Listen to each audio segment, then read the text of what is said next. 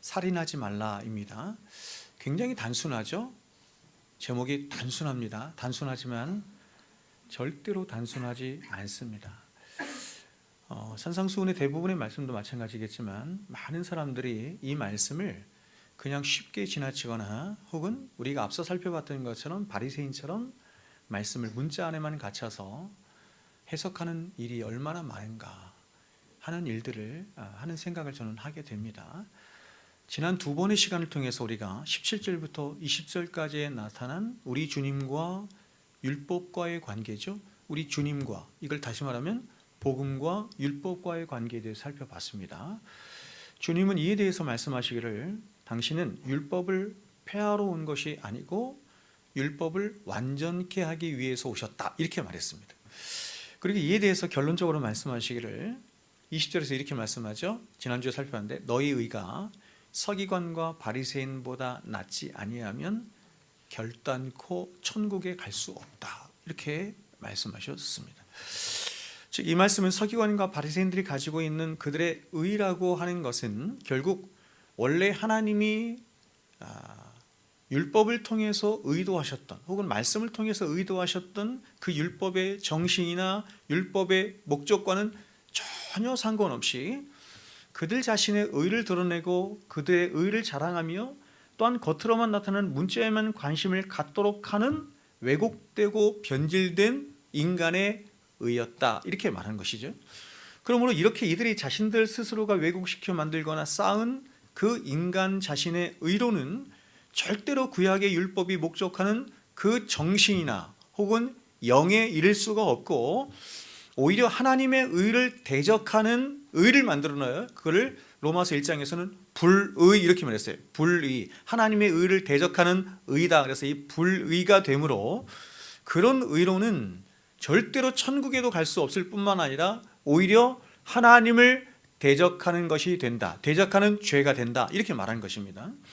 그래서 주님은 이 문제가 얼마나 중요한지 이제 우리가 계속해서 보게 될 21절부터 48절까지의 말씀에서 살인이라고 하는 주제, 자, 율법에 여러 가지 주제가 있는데 살인이라고 하는 주제, 간음 혹은 이혼, 맹세, 그리고 눈에는 눈, 이에는 이라고 하는 이걸 동해보복법이라고 하죠. 동해보복법과 원수사랑의 문제 등 이 6가지 구체적인 율법의 신뢰들을 통해서 바로 이렇게 바리새인처럼 자기 의에 도취되어 있는, 그래서 그들이 가진 어떤 율법에 대한 해석과, 그렇죠, 자기 의에 도취되어서 율법을 해석하는 이 바리새인과 서기관이 가지고 있는 이 해석과 반대로 율법의 수요자이시자 율법의 완성자로 오신 예수님 자신이 가지신 율법에 대한 해석이 어떻게 다른지를 이렇게 비교하고 대조하심으로 과연 원래 구약의 율법이 목적하는 그 바른 진리와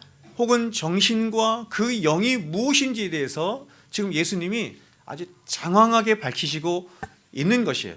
그러니까 여러분, 제가 지난 시간에도 여러분 말씀드렸다시피 지금 뭐 이게 살인이라는 주제나 간음이라고 하는 주제나 이혼이라고 하는 주제, 이런 주제들은 그냥 성경이 율법이 그것만을 얘기하는 것이 아니라 복음과 율법과의 관계, 예수 그리스도와 율법과의 관계, 성경은 사실은 다 이야기하고 있는 거거든요.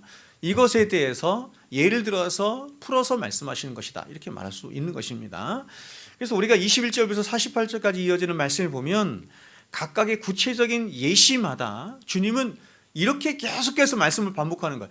너희가 옛사람에게 말한 바 무엇이라 들었으나 너희는 이렇게 수천 년 동안 너희 선생이라고 하는 바리새인이나 서기관이나 혹은 율법사들이나 이런 선생님부터 이렇게 가르침을 받았으나 혹은 들었으나, 보세요, 이렇게 대조하죠. 나는 이렇게 말합니다. 나는 너희에게 이렇게 이른다. 나는, 그렇죠? 누구와 누구를 대조하고 있어요? 율법은 하나인데 그 율법을 바라보고 그래서 율법을 해석하고 이해하는 관점이 다른 거예요. 누구와? 바리새인과 서기관들과 예수님이. 바리새인과 서기관은 이 율법을 어떤 관점에서 해석하고 있어요? 자기 의의 관점에서 해석하고 이해하고 있는 것이고, 예수님은 율법의 수여자예요. 율법의 완성자이시고 율법의 주인이신데 그분이 해석하고 있는 것이에요.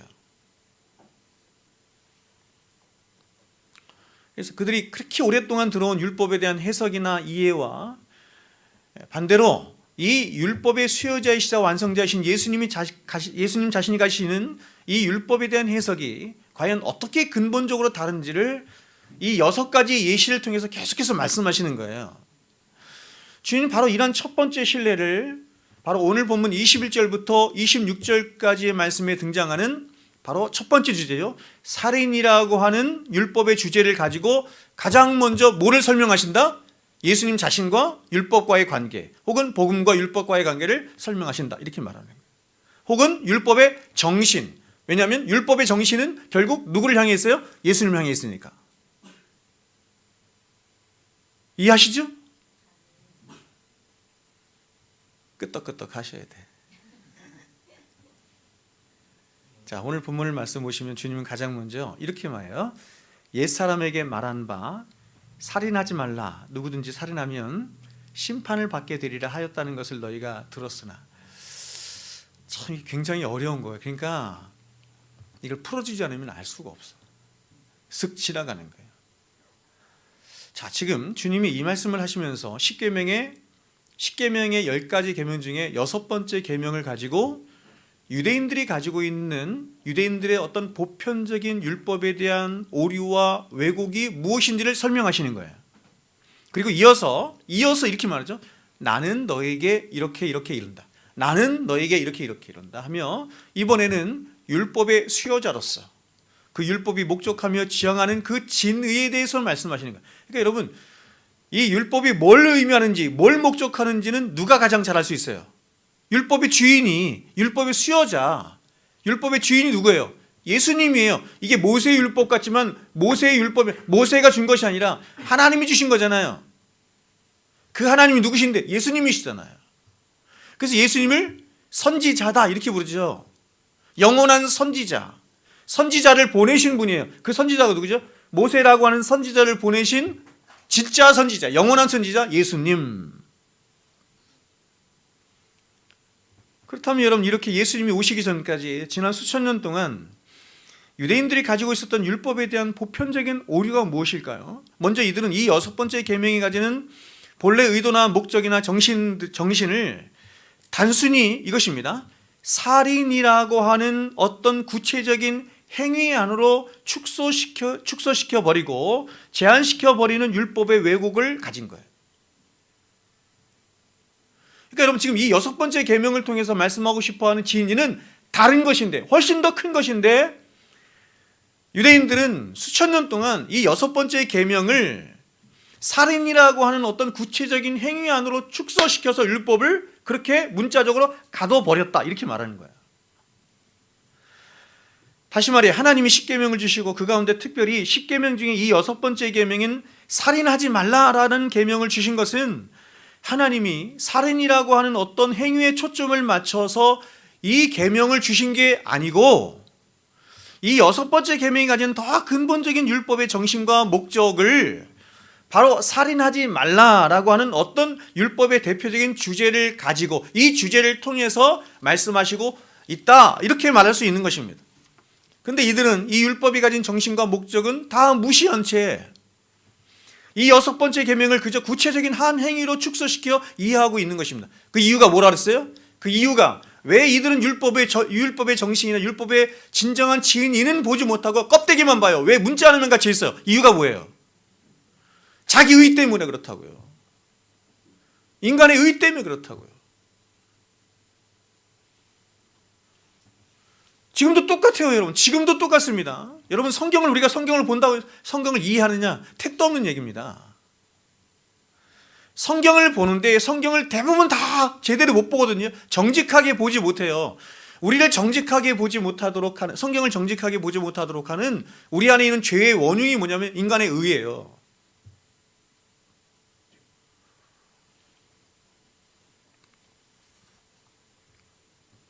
따라서 이러한 유대인들의 율법에 대한 왜곡은 필연적으로 또 다른 율법의 왜곡을 낳게 하는 결과를 낳았는데, 그것은 뭐냐면 바로 율법에 그들 스스로가 무엇인가를 더 첨가시키거나 더하는 방식으로 율법이 가진 참된 진리를 제한하거나 혹은 왜곡시키는 일을 한 거예요. 하와도 그랬잖아요. 그렇죠? 하나님이 하신 말씀을 명확하게 듣고 명확하게 그것을 해석하려 하지 않고 거기에 자기 중심적인 죄로 말미암아 자기 의로 말미암아 율법을 축소시키거나 하나님의 말씀을 축소시키거나 왜곡시켜요. 더하는 방식으로 혹은 빼는 방식으로. 자, 보세요. 우리가 알다시피 출애굽기에 나타난 십계명을 보면, 여러분 십계명 잘 아시죠? 십계명을 보면 하나님이 6번째 계명을 뭐라고 말씀하셨어요? 하나님이 6번째 계명을 주실 때 뭐라고 말씀하셨어요? 정확한 6번째 계명은 어떤 거예요? 살인하지 말라 하죠. 살인하지 말라입니다. 근데 유대인들은 살인하지 말라에 이걸 더 첨가신 거예요. 누구든지 살인하면 심판을 받게 되리라. 목사님, 그 말씀이잖아요. 아니에요, 여러분. 하나님은 살인하지 말라 이렇게 말씀하셨는데 유대인들은 이것에 뭔가를 더했어요. 자기 의로 말미암아 누구든지 살인하면 심판을 받게 되리라 이렇게 왜곡시켰다니까요.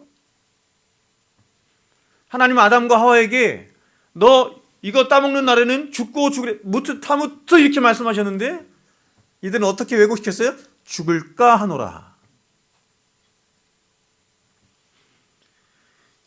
자, 그런데 여러분 여기서 심판이라고 하는 것은 자 보세요. 누구든지 살인하면 심판을 받게 되리라 그랬잖아요. 그러니까 하나님은 심판을 받게 되리라는 말씀을 하신 적도 없는데 심판을 받게 되리라 했단 말이에요. 이걸 첨가시켰단 말이에요. 그러면 여기서 심판이라고 하는 것은 뭘 의미하는 거냐면 지방재판소를 의미하는 거예요.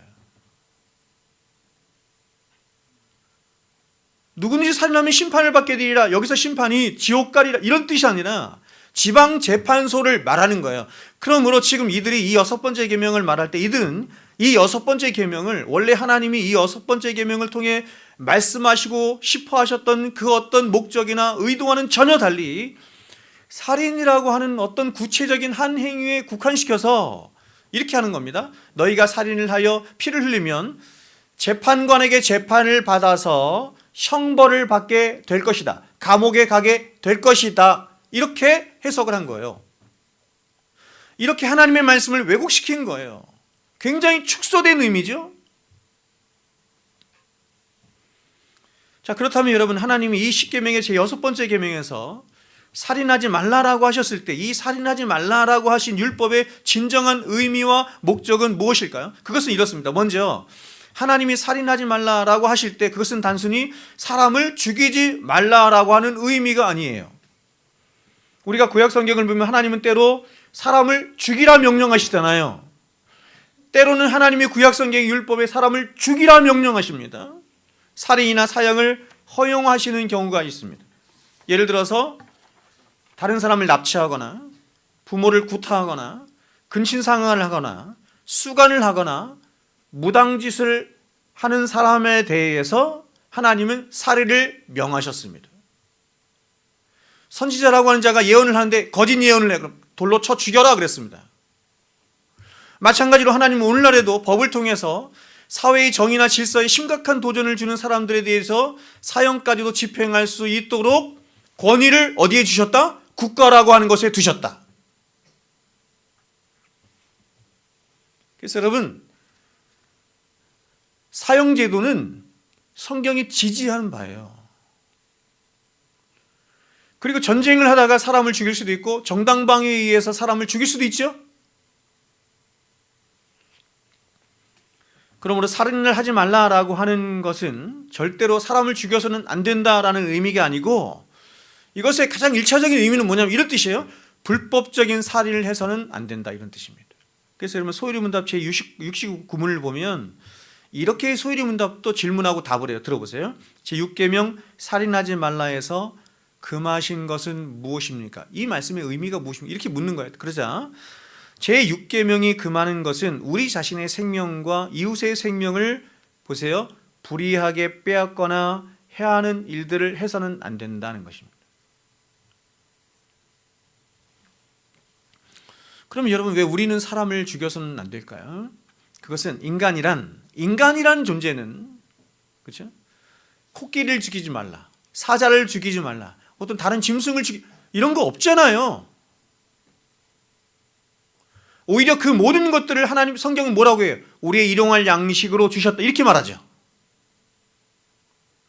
세상에 수많은 피조물들이 있는데 사람과 다른 모든 피조물들을 완전히 구분시키고 있는 거예요, 성경이. 그리고 사람에게만 이 율법을 적용해서 죽여서는 안 된다 이렇게 말하는 거예요. 이유가 뭡니까? 그것은 인간이란 근본적으로 이 세상의 모든 다른 피조물들과 전적으로 그리고 근본적으로 다르게 창조되었기 때문이에요. 바로 모든 인간은 어떻게 창조됐어요? 이마고 데이, 굉장히 중요한 말이에요. 하나님의 형상으로 창조됐어요. 하나님의 형상으로 창조된 아주 특별하고 독특한 지위와 신분과 위치를 가진 존재이기 때문에 살인을 한다는 것은 한 생명을 죽이는 어떤 살인 행위를 넘어서 바로 하나님의 형상을 파괴하는 결과를 가져오는 것이기 때문에 결국 살인을 하는 것은 결국 어떤 것이냐면 창조주 하나님에 대한 심각한 도전을 의미하는 것입니다. 여러분, 오늘날 동양의 많은 종교들은 모든 생명을 소중하게 생각하며 생명을 죽여서는 안 된다 이렇게 말합니다. 이들은 생각하기를 모든 생명은 다 똑같이 존귀하다 이렇게 말하는 거예요. 모든 생명은 다 똑같이 존귀하며 더 나아가서 모든 생명체는 여기서 더 나아가서 이렇게 얘기하죠. 다 신적인 존재들이기 때문에 다 동등하게 여겨져야 한다. 다시 말해서 파리의 목숨이나 개의 목숨이나 사람의 목숨이나 다 똑같다라는 것입니다. 범신론적인 생각이죠. 이게 점점점 확산되고 있지요. 자, 여러분, 이러한 생각은 어찌 보면 굉장히 고상한 생각처럼 보입니다. 그러나 성경은 이 세상의 모든 피조물들과 사람을 그 본질에 있어서 전혀 다른 존재로 구분해서 말씀해요.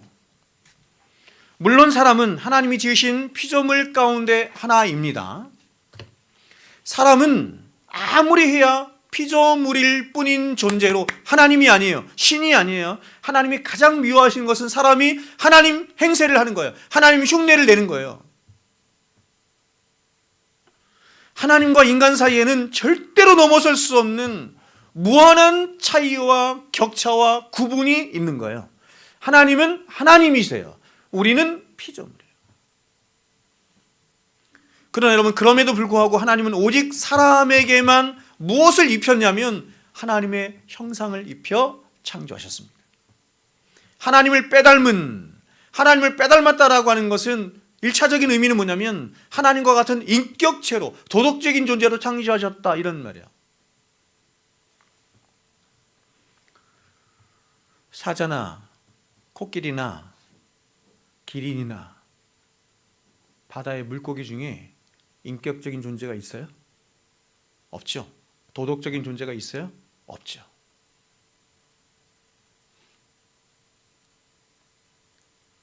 지적으로나 정서적으로나 의지적으로나 모든 면에서 다른 모든 피조물들과 인간은 하늘이 땅보다 높은 것과 같을 정도로 그 정도로 차이가 날 정도로 달라요. 그럼에도 불구하고 어떻다? 둘 다 피조물이다. 하나님은 인간을 당신의 형상으로 창조하셔서 버금 왕의 위치에 있게 하셨어요. 버금 왕. 하나님이 진짜 왕이시고 그 다음 왕이에요. 버금 왕에 있게 하셔서 하나님이 창조하신 이 창조 세계를 하나님을 대신해서 다스리고 통치하며 지배하며 더 나아가서 오직 하나님만이 향유하실 수 있는 이 창조 세계를 인간 또한 향유할 수 있는 특권까지 갖도록 하셨다. 일용할 양식으로 주셨다 이런 말이에요.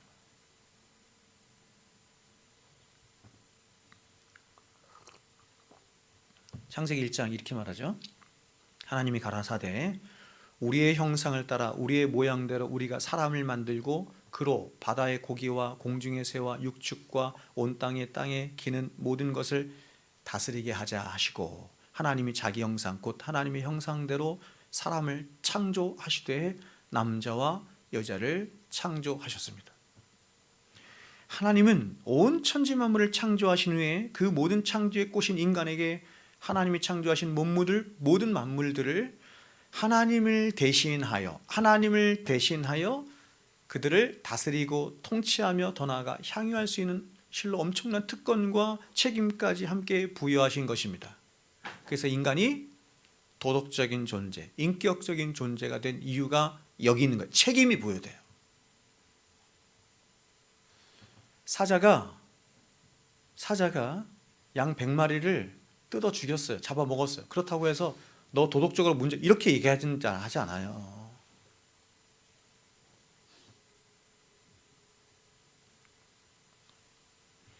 그래서 이러한 창조의 질서로 말미암아서 모든 피조물들 안에는 마치 인간을 하나님처럼 두려워하는 어떤 본능이 심겨지게 된 거예요. 제가 유튜브를 보니까 한 연구팀에서 이렇게 한 게 나왔는데, 한 연구팀에서 다양한 동물들에게 과연 누구를 최상의 포식자로 인식하는지 실험을 했다고 해요. 바로 여러 다양한 짐승들에게 사자의 소리와 사람의 소리를 녹음해서 각각 들려준 것입니다. 근데 코끼리는 사자 소리가 나자 그 사자 소리가 나는 스피커를 오히려 공격하고 심지어 스피커를 박살내기까지 했다는 것입니다. 무슨 뜻이에요? 야, 너 사자 아무것도, 내가 원래 더 위야, 이렇게 얘기하는 거죠. 그러나 이번에는 스피커를 통해 사람의 소리가 나자 코끼리 한 마리가 아니라 코끼리 무리가 다 도망을 가요. 제가 봤어요. 코끼리 무리가 다 도망을 가요. 마찬가지로 기린도, 멧돼지도, 치타도, 하이에나도, 얼룩말도 사자의 소리보다 사람의 소리에 가장 크게 공포를 느끼며 2배 이상, 사자의 소리보다 2배 이상 빠르게 반응하고 2배 이상 빠르게 도망을 갔다는 것입니다. 이것은 바로 하나님이 부여하신 창조 질서를 따라 모든 짐승들, 아니 모든 피조물들이 하나님의 형상으로 피조된 인간을 가장 두려워하며 그 사람에게 복종하도록 하는 어떤 본능이 심겨져 있음을 우리에게 증거하는 거죠. 그러면 여기서 우리는 2가지 사실을 알 수 있는데, 첫 번째는 뭐냐면 바로 인간이란 이 세상 다른 어떤 피조물들과도 절대로 비교할 수 없는 바로 하나님 당신의 형상으로 피조된 세상에서 가장 존귀하고 특별한 존재, 하나님이 절대로 포기할 수 없는 존재라는 것입니다. 어떤 면에서 온 세상의 모든 피조물들을 다 합친 것보다 하나님의 형상으로 피조된 한 사람의 가치가 하나님 편에서는 훨씬 월등하고 존귀하고 가치로운 거예요. 저도 개를 키우지만 개를 너무 사람처럼 하는 거 하나님이 안 기뻐하는 거예요. 하나님이 싫어하시는, 미워하시는 거예요.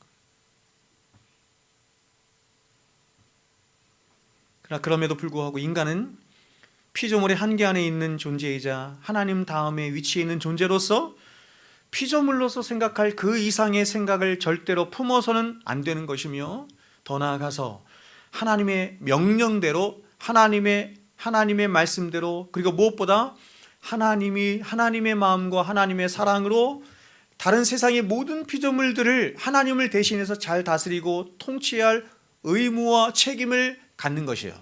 그렇기 때문에 인간이 절대로 자신의 욕심을 따라서 피조물들과 자연세계를 마음대로 파괴하거나 마음대로 잡아 죽이는 것은 창조의 질서를 무너뜨리는 것입니다. 따라서 여러분, 이러한 하나님의 창조의 원리를 따라 하나님의 사람에게 살인하지 말라라고 하신 것은 바로 이렇게 인간이라고 하는 존재가 하나님의 형상이 입혀진 존재로서의 가치를 지닌 존재이기 때문에 결국 살인을 하는 것은 그저 한 생명을 해치는 정도에서 그치는 것이 아니라 하나님 당신을 향한 심각한 도전이자 죄가 되는 것이기 때문에 이렇게 말씀하신 거예요. 그러면 살인을 하여 누군가의 피를 흘리면 결국 세상 재판장에서 심판과 형벌을 받는 것은 말할 것도 없고, 더 나아가서 그 살인 자체가 하나님을 대적하고 하나님을 향한 심각한 도전이 되는 것이기 때문에 결국 하나님의 심판 또한 면할 수 없는 거예요. 2가지 심판을 받는 거죠. 세상 재판정에서도 심판을 받고 하나님 앞에서 심판을 받는 것이죠.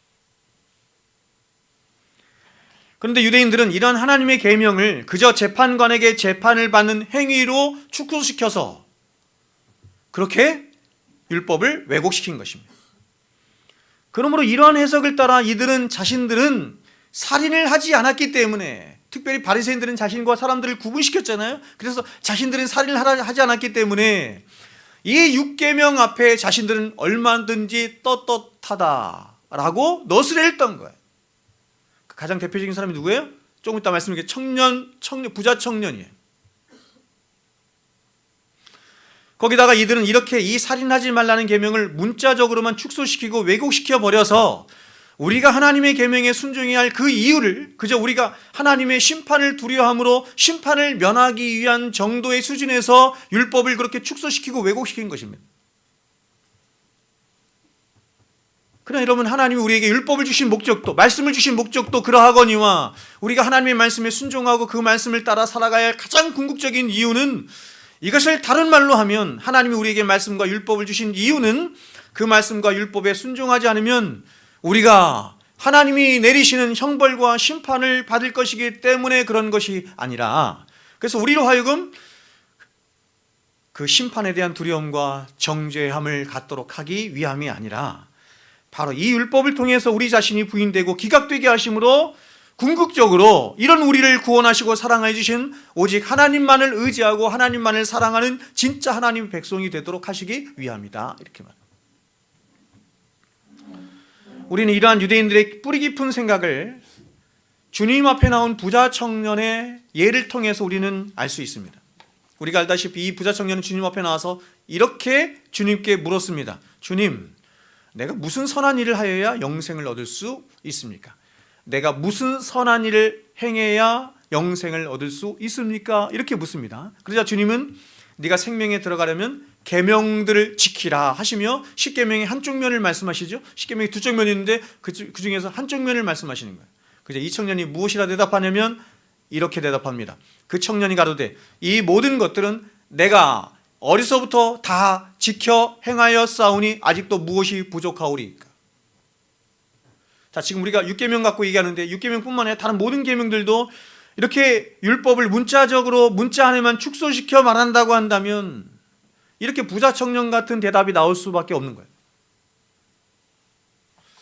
여러분, 지금 이 부자 청년이 이렇게 말하고 있는 것은 바로 하나님이 주신 율법을 자신만의 방식으로, 자신만의 방식이라고 하는 것은 자신 안에 있는 의가 원하는 방식으로 이렇게 말하는 거예요. 의가 원하는 방식을 따라 해석하고 그래서 율법을 축소시켜 버렸기 때문인 것입니다. 주님이 이 부자 청년에게 십계명의 한쪽 면을 다 말씀하신 것은 이 율법이 말씀하고 싶어하는 그 율법의 정신에 부자 청년을 맞닥뜨리게 하심으로 이 부자 청년으로 하여금 자신의 진짜 실체를 보도록 해서 주님 앞에 회개하며 돌아오도록 하기 위함인 것인데, 이 부자 청년은 이 율법을, 하나님의 율법을 자신의 방식대로 자신의 의를 따라 이 율법을 문자적으로 축소시키고 왜곡시켜 자기 마음대로 해석함으로 이 율법이 가진 정신에는 전혀 이르지 못한 채 외적으로만 충실한 자신에 대해서 자신은 이 율법을 다 지켜 행한 의인이다 열을 가는 거예요.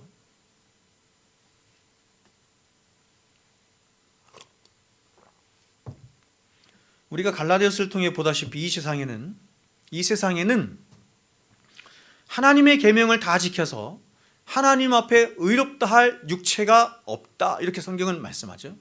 갈라디아서 2장 16절입니다. 율법의 행위로는 의롭다함을 얻을 육체가 없죠.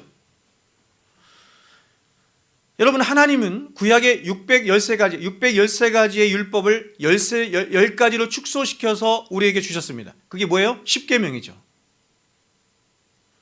그리고 주님은 그 십계명을 다시 2계명으로 압축하여 우리에게 말씀하셨습니다. 2계명이 뭐예요? 첫째는 마음을 다하고 목숨을 다하고 뜻을 다하고 힘을 다하여 우리 주 하나님을 사랑하는 것입니다. 자, 하나님은 이렇게 말씀하셨어요. 하나님을 사랑하는 것이다, 이렇게 말씀하시지 않고 마음을 다하고 목숨을 다하고 뜻을 다하고 힘을 다하여 하나님을 사랑하는 것이에요. 두 번째는 내 이웃을 사랑하는 것인데 그냥 내 이웃을 사랑하는 것이다 이렇게 말씀하지 않고 내 이웃을 어떻게 해요? 내 몸처럼 사랑하는 것입니다. 자, 여러분, 우리는 구약의 613가지의 율법은 고사하고 지금 주님이 말씀하신 이 2개의 계명, 위로 하나님을 사랑하고 옆으로 이웃 사랑하라는 이 2계명을 과연 지킬 수 있는 사람이 이 세상에 누가 있겠습니까? 하나도 없어요. 주님이 말씀하시기를 구약의 613가지의 모든 율법은 그 행위 자체로 우리를 의롭게 할 수 있음을 말하는 것이 아니라 오히려 그 율법이 말하고 싶어하는 정신에 있음을 말씀하는 거죠. 613가지의 율법의 정신이 2가지로 압축하여 우리에게 말씀하는 것입니다. 그게 뭐예요? 마음을 다하고 목숨을 다하고 뜻을 다하고 힘을 다하여 하나님을 사랑하는 것이고, 이웃을 사랑하되 내 몸처럼 내 이웃을 사랑하는 것이에요. 이게 정신이에요. 율법의 613가지 모든 율법의 정신이자 핵심이 이것입니다. 그러므로 이 율법의 정신에 자유로울 수 있는 사람은 이 세상에 단 한 사람도 없는 것입니다. 하나님을 사랑하는데 어떻게 사랑해야 돼요? 마음을 다하고 목숨을 다하고 뜻을 다하고 힘을 다해 사랑하는 것입니다. 자, 그러니까 여러분, 하나님을 사랑하라 라는 계명이 어려운 거예요? 아니면 613가지 율법을 따로 떼어서 그 문자적으로 여러분에게 주신 율법이 어려운 거예요, 지키기가? 어떤 게 어려워요? 하나님을 사랑하는 게 어려운 거예요.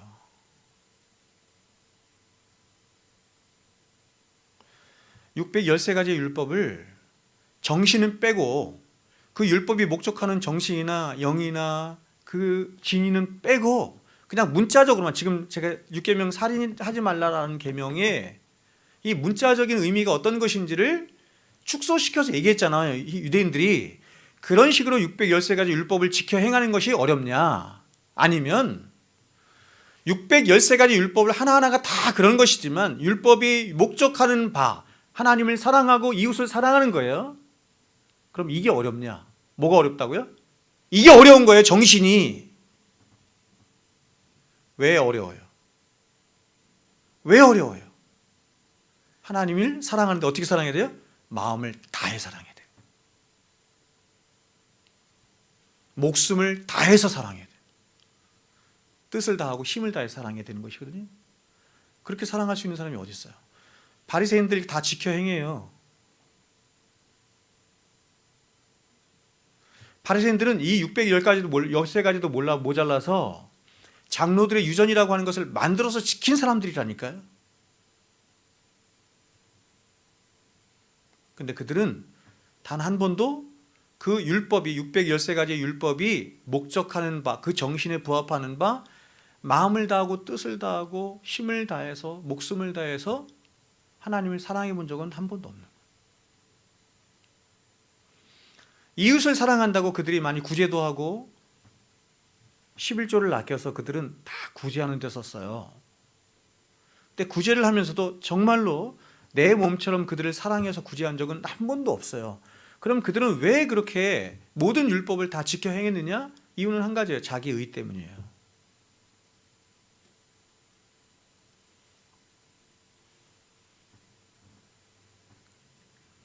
마음을 다하고 목숨을 다하고 뜻을 다하고 힘을 다해서 하나님을 사랑해라, 내 이웃을 내 몸처럼 사랑해라 라고 하는 이 율법의 진의를 하나님이 말씀하시는 것은 어떤 뜻이에요? 너희는 그렇게 할 수 없는 존재야 라고 이 율법의 정신에 맞닥뜨리게 하는 거예요. 율법의 문자에 맞닥뜨리면 사람들이 바리새인이나 서기관들의 유대인들처럼 하려고 한다니까요.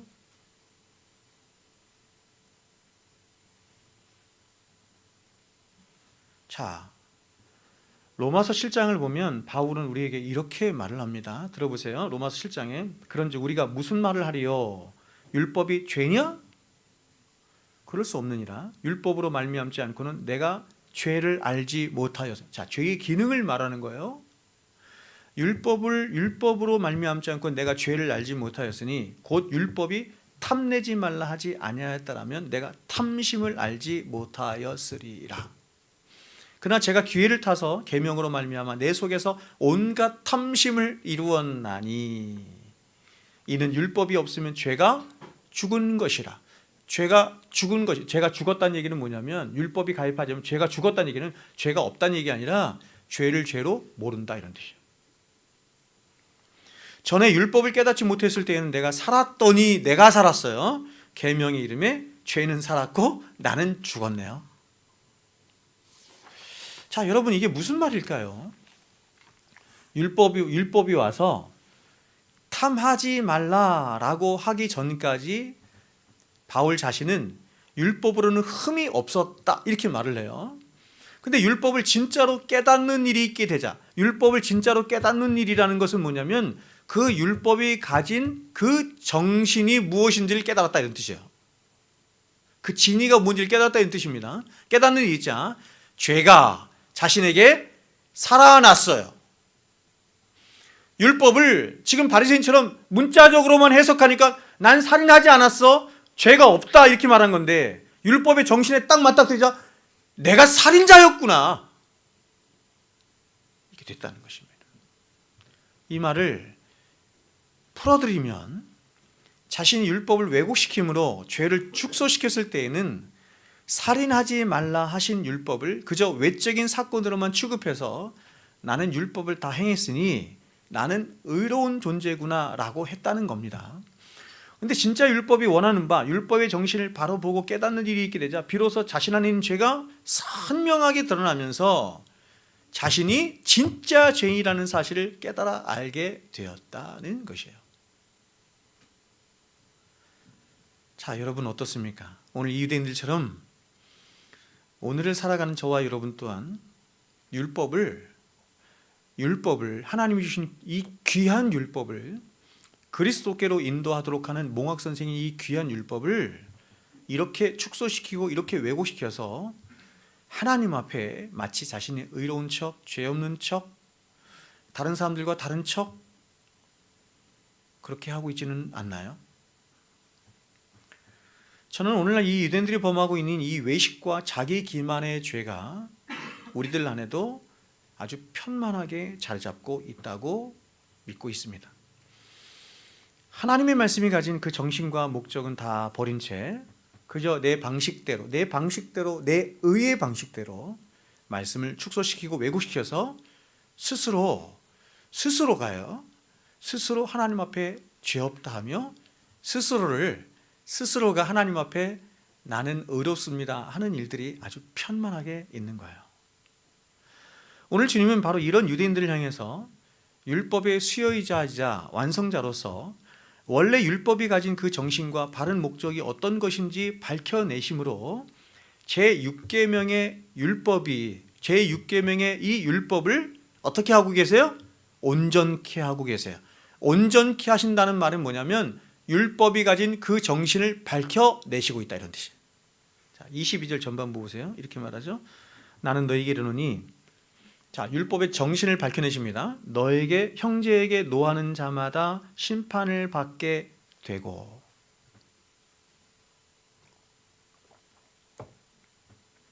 여기서의 심판은 전혀 다른 의미겠죠. 아까 말씀드린 것과 바리새인들이 말한 심판의 의미가 다른 거예요. 지금 이 말씀이 의미하는 바가 뭐냐면 주님은 바로 살인하지 말라 하는 율법이 단순히 사람을 죽이는 것을 의미하는 게 아니라 그 이상의 정신과 목적이 있는 것이다 이렇게 말씀하는 거예요. 다시 말해서 주님이 말씀하시기를 우리가 구체적인 살인을 하지 않았다 할지라도 그 살인 행위를 불러오도록 하는 우리 안에 있는 분노와 미워하는 마음 역시 뭐와 같다? 살인과 같은 것이다 이렇게 말합니다. 세상 법정에서는 누군가를 피 흘려 죽이는 어떤 구체적인 행위만 하지 않으면 그것을 절대로 살인이다, 죄라고 말하지 않아요. 그러나 우리의 중심을 깨뜨려 보시는 하나님은 우리가 그저 마음 안에서 누군가를 미워하거나 누군가를 분노하는 마음 역시도 살인과 똑같은 것이다 이렇게 말합니다. 사도 요한도 이에 대해서 이렇게 말했죠. 요한일서 3장 15절, 그 형제를 미워하는 자마다 살인하는 자니, 형제를 미워하는 자마다 살인하는 자니, 살인하는 자마다 영생이 그 속에 거하지 아니하는 것을 너희가 아는 바라. 근데 주님이 여기서 한 걸음 더 나아가서 이렇게 말씀하세요. 22절 중반절 보세요. 형제를 대하여, 자, 율법의 정신을 더 확대시키는 거예요. 주님이 더 확대시키는 거예요. 보세요. 형제를 대하여 나가라 하는 자는 공회에 잡히게 되고 미련한 놈이라 하는 자는 지옥불에 들어가게 되리라. 자, 여러분 여기서 나가라 하는 말은 무가치한 놈, 쓸모없는 놈이라는 의미입니다. 즉 우리가 어떤 상대방을 향해서 너는 무가치한 놈이야, 쓸데없는 놈이야 나가라 하며 그렇게 그 사람의 인격을 무시하고 그 존재와 삶의 가치를 무시하는 것 역시 뭐다? 살인이다 이렇게 말합니다. 마음속으로 저 사람을 죽여버리고 싶네 이렇게 마음속으로 품은 것도 살인일 뿐만 아니라 더 나아가서 너는 나가라 하는 놈이야, 너는 무가치한 놈이야 하면서 그 사람의 인격을 무시하는 건 역시 뭐다? 살인이다. 이렇게 확대시키고 있어요. 하나님이, 주님이.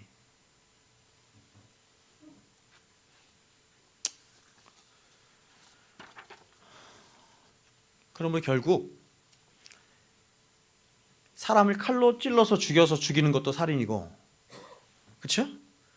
마음으로 저 인간 죽여버렸으면 좋겠네, 이것도 살인이고, 저 인간은 쓰레기 같은 인간이야 이렇게 생각하는 것도 다 살인이에요.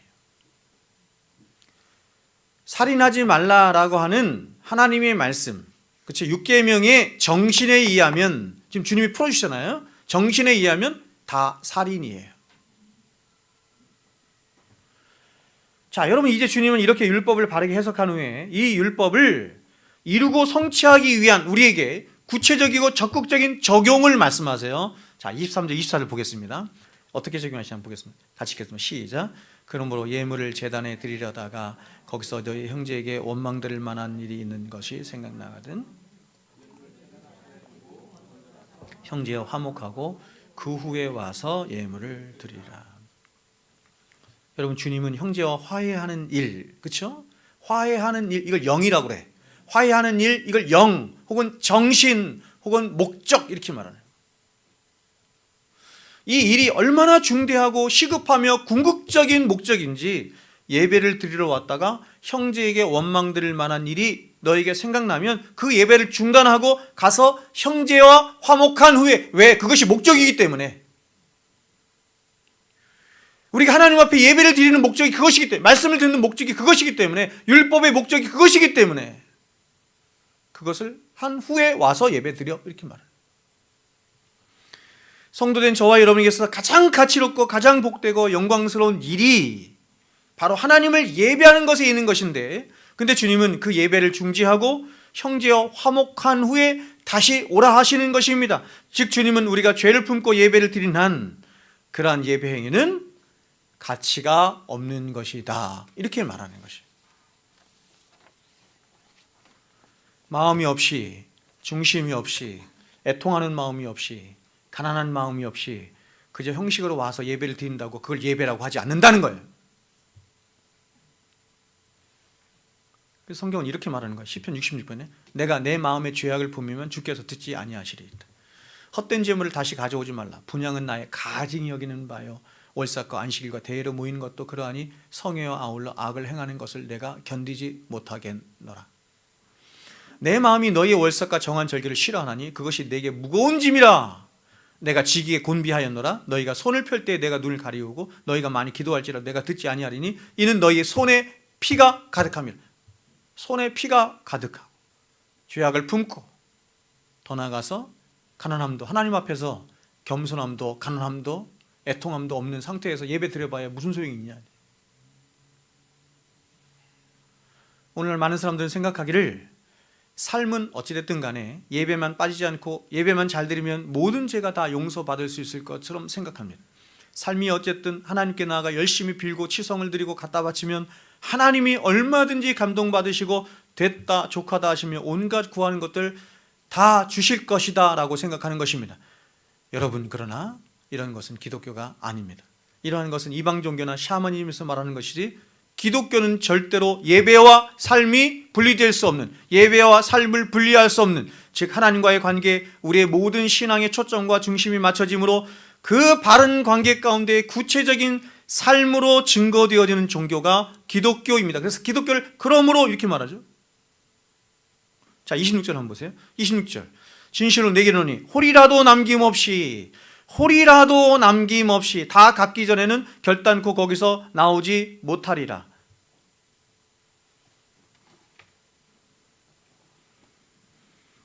옛날 개혁개정 성경, 개혁 성경은 홀이라도 남김없이 이렇게 있고, 지금 개혁 성경은 뭐라고 했냐면 한 푼이라도 남김없이 이렇게 설명했죠. 옛날 성경은 홀이라도 남김없이요. 이게 어디서 나온 거냐면 로마 화폐 고드란트에서 나온 거예요.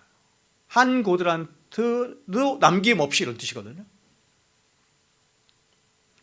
여러분, 한 고드란트가 얼마나 작은 돈이냐면, 여러분 과부의 두렙돈 아시죠? 과부의 두렙돈이 한 고드란트예요. 과부의 두렙돈이 오늘날로 말하면 얼마인 줄 아세요? 500원 정도 되는 500원. 즉 그 돈을 말하는 거예요.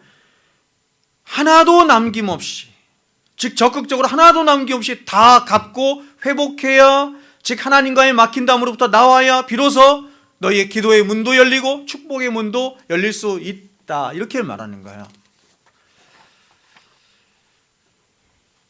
여러분, 하나님이 저와 여러분들에게 기대하시는 바가 무엇인지를 지금 말씀하는 것입니다. 그것은 이런 것입니다.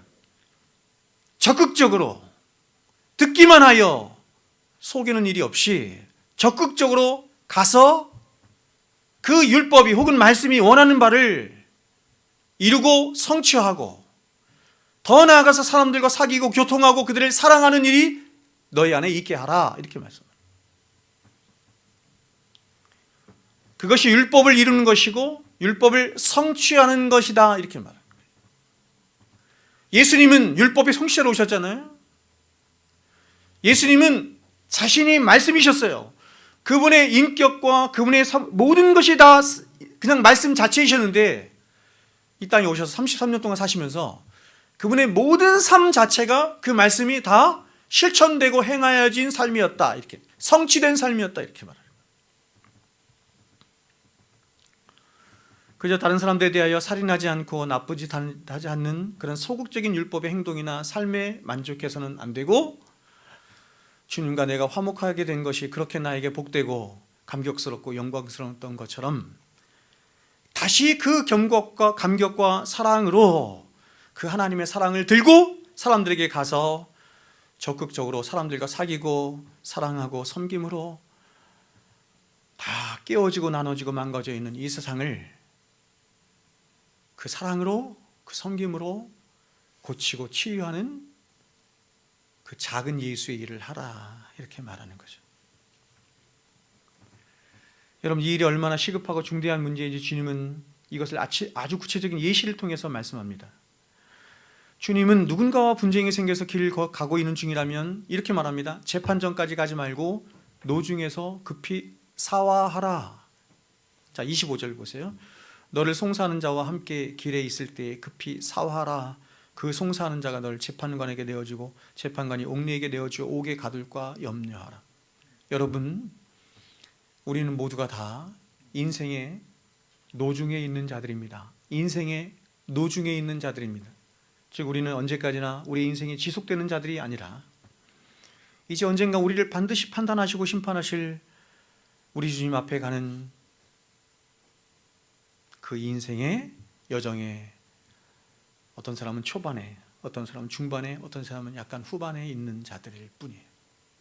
인생의 노중에 있는 자들입니다. 그리고 언제가 될지 모르지만 그 제한된 혹은 하나님이 정하신 그 때가 다 되면 재판장이신 주님이 우리를 부르셔서 우리는 그 주님 앞에서 반드시 선악간의 판단을 받게 될 것입니다. 그때가 종말이겠죠. 그러므로 여러분, 절대로 어리석게 재판장까지 가지 말고 우리가 사는 날 동안 그 재판장까지 가는 중에 혹시 누군가가 풀지 못한 일이 있어서 판단을 받을 일이 있다고 한다면 그와 신속히 화해하고 사화하며 더 나아가서 화평을 이루는 일을 하라는 것입니다. 이 말은 더 적극적인 의미로 말하면 저와 여러분이 하나님의 심판대 앞에 가는 그 마지막 순간까지 그저 율법이 말하는 문자에만 갇힌 채 그렇게 바리새인이나 서기관처럼 율법에 갇힌 삶을 살지 말고, 율법이 말씀하고 싶어하는 더 깊고 궁극적인 목적과 정신을 이루는 삶을 살라 하시는 말씀인 동시에 더 적극적으로는 율법이 하지 말라 하는 어떤 성도의 소극적인 삶에만 머물러서는 안 되고, 율법이 적극적으로 요구하는 바, 사랑을 이루고 화평을 이루며 더 나아가서 하나님의 나라와 하나님의 의를 이루는 삶을 살아야 한다는 것입니다. 여러분, 저와 여러분이 이 세상에서 율법이 말씀하는 바 소극적인 측면, 자, 율법은 소극적인 측면도 있고 적극적인 측면도 있죠. 율법은 소극적인 측면을 어떻게 표현했어요? 뭐뭇하지 말라 이렇게 표현했죠. 뭐뭇하지 말라, 이건 소극적인 표현이고, 적극적인 표현은 뭐뭇 해라 명령을 표현했습니다. 율법이 말씀하는 바 소극적인 측면 뭐뭐하지 말라라고 하는 것은 한나로 얘기할 수 있는데 죄를 짓지 말라 하는 것이.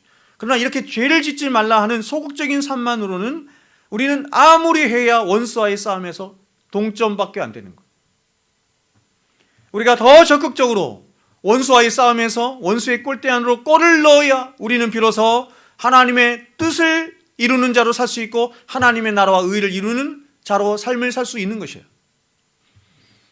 그러므로 예수 그리스도의 복음은 저와 여러분 안에서 화평을 하러, 우리 안에서 1차적으로 화평을 이루고 구원을 이루므로 이제 더 이상 죄의 노예가 되어 사는 것으로부터 벗어나 죄를 미워하고 더 적극적으로 죄를 대적하는 삶을 살도록 우리 안에서 하지만, 그러나 예수 그리스도의 복음은 단순히 그러한 성도의 삶에 머물러 있게 하거나 혹은 그러한 삶에 만족하며 사는 것에 안주하여 살도록 하지 않고 우리 안에서 더 적극적인 신자의 선한 삶에 대한 의지와 요구와 삶의 요청을 하는 것입니다.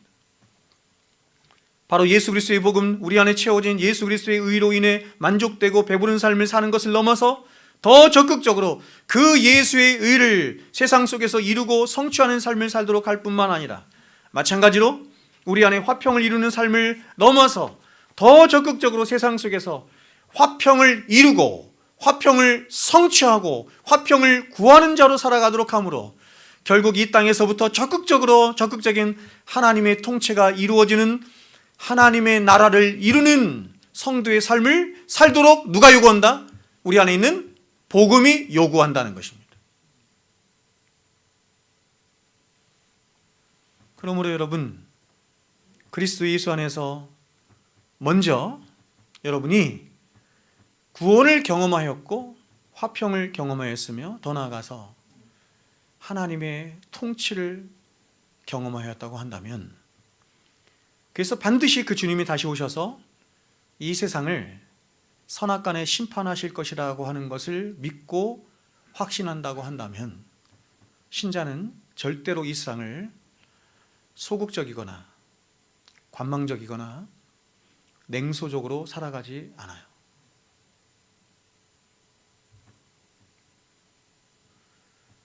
그래서 진짜 그리스도인은, 신실한 그리스도인은 정말 부지런히 사는 거예요. 절대 게으르지 않아요. 시간을 낭비하거나 시간을 허비하는 것을 하나님 앞에 큰 죄로 여겨요.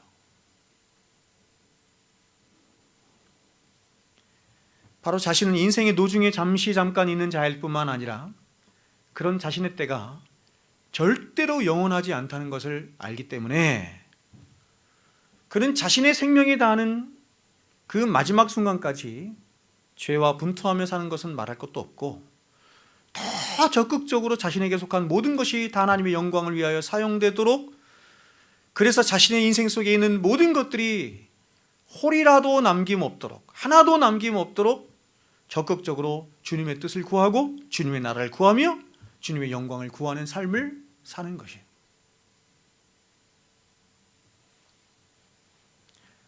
말씀 뵙겠습니다. 여러분은 인생을 얼마나 사셨습니까? 인생을 얼마나 사셨습니까? 30년? 40년? 50년? 포도밭의 주인, 그죠? 포도원 주인의 비유처럼 예수님이, 그죠? 포도원 주인이신 예수님이 우리를 아침 9시에도 부르시고 11시에도 부르시고 오후 12시에도 부르시고 3시에도 부르시고 5시에도 부르시죠. 지금 여러분의 인생은 어디에 와 있습니까? 몇 년 사셨어요? 30년, 40년, 50년, 60년 혹은 더 이상? 그렇다면 여러분은 과연 그러한 여러분의 인생을 한번 되돌아보십시오. 어떻게 살아오셨습니까? 어떻게 살아오셨습니까? 과연 후회 없는 인생으로 살아오셨습니까? 지금까지 살아온 여러분의 인생에 만족하십니까?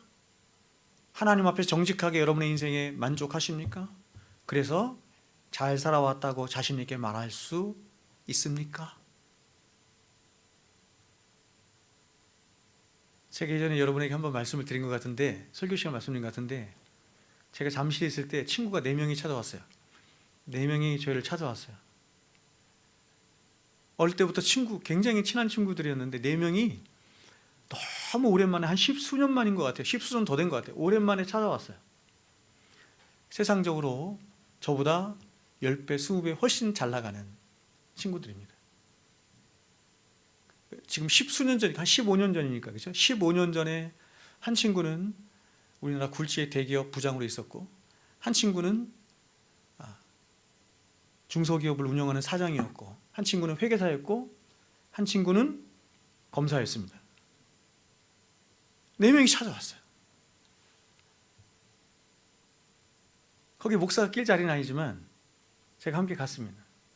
함께 가서 술 먹는 자리죠. 술 먹는 자리. 전 술 먹습니까? 술 먹지도 않고 이렇게 말해요. 안주빨 날린다고. 안주만 먹는. 하는 얘기가 다 그 얘기. 정치 얘기하고 돈 얘기. 순 돈 얘기밖에. 저보다 어떤 놈은 100배 이상 잘 살아. 100배 이상 잘 살아. 저하고 생각하는 돈의 이 어떤 개념이 달라요. 순 돈 얘기. 어떻게 하면 돈 많이 버나. 저보다 100배 잘 살고 훨씬 더 성공을 많이 이룬 아이들이냐. 제가 아무 말도 안 하다가 한마디 했습니다. 딱 이 얘기했어요. 너희들 지금까지 인생을 잘 살아왔니? 물었습니다. 잘 살아왔니? 그렇게 말이 많던 녀석들이었는데 말이 딱 멈췄어요. 아무 말도 하지 못했습니다. 제가 다시 물었습니다. 그러면 앞으로 너희는 인생을 잘 살 것 같니? 그렇게 너의 인생을 가치롭게 살아왔고 가치롭게 살아갈 자신 있니? 물었습니다. 여러분은 어떻습니까? 여러분의 인생을 잘 살아온 것 같아요? 그렇다면 이제 인생의 노중에 있게 된 우리에게 질문은 이것입니다. 이것이 가장 중요한 질문입니다. 그것은 과연 여러분은 그러한 여러분의 인생의 과거를 뒤로하고 이제 여러분에게 남은 인생을 어떻게 살기를 원하시는가 하는 것입니다. 여러분은 과연 여러분의 남은 인생을 어떻게, 그리고 누구를 위하여, 무엇을 위해 살고 싶으신가 하는 것입니다. 여러분, 우리가 살아온 지난 인생들을 되돌아볼 때 과연 우리가 우리 자신만을 위하여 산 인생이 얼마나 우리를 무가치하게 하고 얼마나 후회스럽게 하며 얼마나 잘못된 인생인가 하는 것을 하나님 앞에서 뼈저리게 깨닫게 됩니다. 만일 그렇게 반성하는 인생이 아니라고 한다면 아직도 영생의 삶이, 가치로운 삶이, 하나님이 원하시는 삶이, 우리를 복되게 하는 삶이 어떤 것인지 모르는 거죠. 근데 만일 우리가 그런 깨달음을 가진 우리가 이제 인생의 노중에서 다시 앞으로 그렇게 과거와 똑같이 앞으로의 남은 우리의 인생도 그렇게 우리 자신만을 위한 인생으로 계획하고 도모하며 꿈꾸고 있다면 그것은 가장 슬픈 일이 되고 말 것입니다. 사람은 어리석게도 생각을 하거든요. 인생의 노중에서 생각해요. 지나온 인생을 생각하거든요. 아, 내가 잘못 살았구나. 정말 후회가 남는다. 반성하죠. 그러니까 반성하지 않는 인간들도 있지만 많이 반성합니다. 그런데 너무 놀라운 것은 뭐냐면 대부분의 사람들은 그 반성한 삶에서 돌이켜서 가치 있는 삶으로 못 간다는 거예요. 또 그 잘못된 삶을 대부분 또 반복해요. 그리고 다시 인생의 노중에 후반으로 가면 갈수록 또 생각하는데 또 반복해.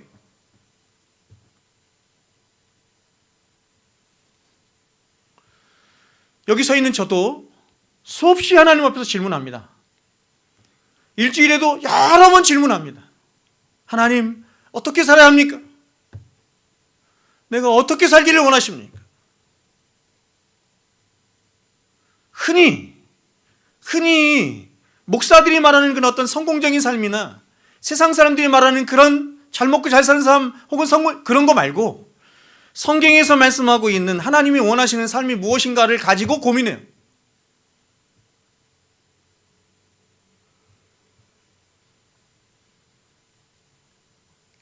그렇게 살 자신은 없지만 끊임없이 저 자신을 반성하며 그렇게 살기를 또 하나님 앞에 기도하고 소망하고 그렇게 바라요.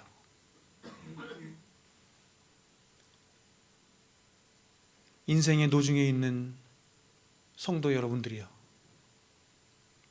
제가 여러분에게 부탁드리며 힘을 다해 비는 것은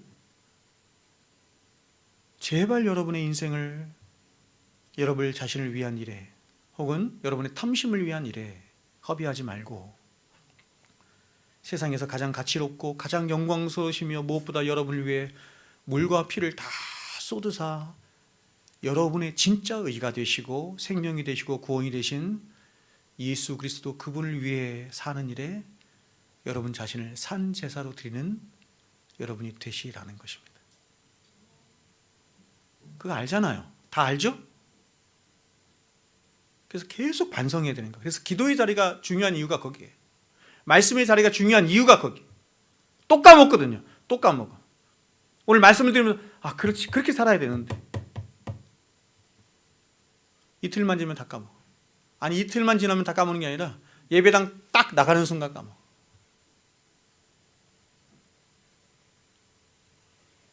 우리 안에 있는 이 탐심을 누가 이기리요? 우리 안에 있는 이 자기중심성의 죄를 어떻게 우리가 제어할 수 있겠습니까?